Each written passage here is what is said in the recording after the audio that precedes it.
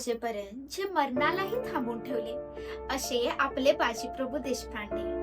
नमस्कार, मी ऋतुजा. आपलं कला प्रोडक्शन मध्ये खूप स्वागत आहे.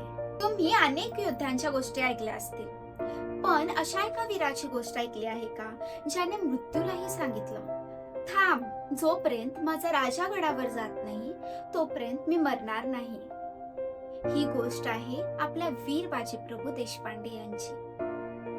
पन्हाळगडाच्या वेड्यातून सुटून महाराज विशालगडाकडे निघाले होते, पण मागावर सिद्धी जोहरचं 10,000चं सैन्य होतं. मध्ये होती ती घोडखिंड. जर शत्रू तिथे पोहोचला असता तर स्वराज्याचा सूर्य मावळला असता.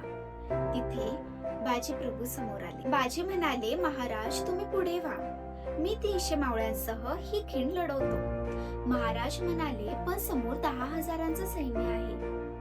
त्यावर बाजी म्हणाले, महाराज तुम्ही सुखरूप पोहोचेपर्यंत ही खिंड कोणीही ओलांडू शकणार नाही. पण जेव्हा तुम्ही गडावर पोहोचाल तेव्हा 5 तोफांची सलामी द्या.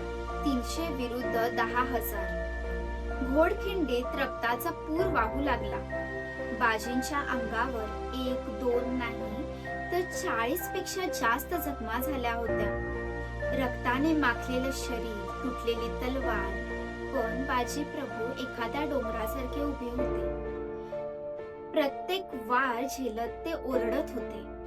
अजून तोफ वाजली नाही, तासा मागून तास उलटले. बाजींचा जीव फक्त कानात साठला होता.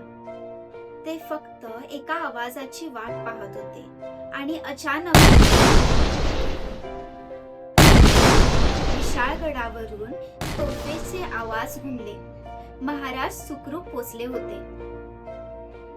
तोफेचा आवाज ऐकताच बाजींच्या चेहऱ्यावर एक समाधानाचा हसू आलं.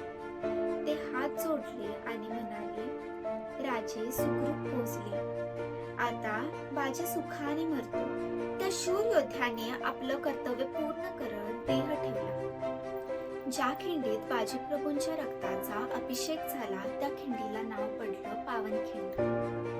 ही गोष्ट फक्त लढाईची नाही तर अढळ स्वामीनिष्ठेची आहे.